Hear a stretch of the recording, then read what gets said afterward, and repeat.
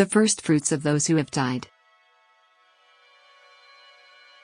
The offering of the first fruits was an ancient Israelite agricultural practice with deep religious significance. It was a sacred recognition of God as the gracious provider, who had entrusted his stewards with the land where the crops grew and were ready to be harvested. See Exodus 23:19, Exodus 34:26. The first fruits indicated that the harvest was not only starting but also revealing the quality of its product. According to Wayne Grudem, in calling Christ the first fruits, Gr.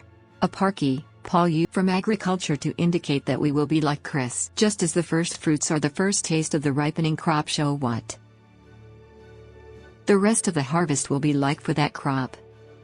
So Christ as the first fruits shows what our resurrection bodies will be like when, in God's final, He raises us from the dead and brings us into His presence. Wayne Grudem. Systematic Theology, Grand Rapids, Michigan. It is worth remembering that Jesus came out of the grave with a glorified human body, but He was still carrying the marks of His crucifixion. John 20:27. Does this mean that the risen children of God will likewise bear the physical marks of their own sufferings? Thorn in the flesh, 2 Corinthians 12:7, NKJV. Until His death, Paul was ever to carry about with him in the body the marks of Christ's glory, in his which had been blinded by the heavenly light. See Acts 9:1-9, Ellen G. White, The Story of Redemption. But this does not mean that he or any other of the glorified redeemed will be raised with the marks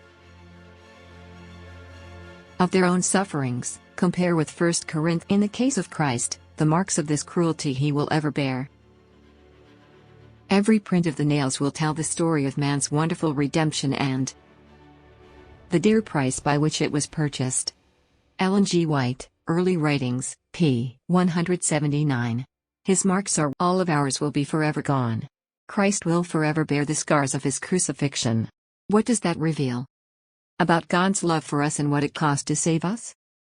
How does it show, too, how much the Godhead has invested in saving us?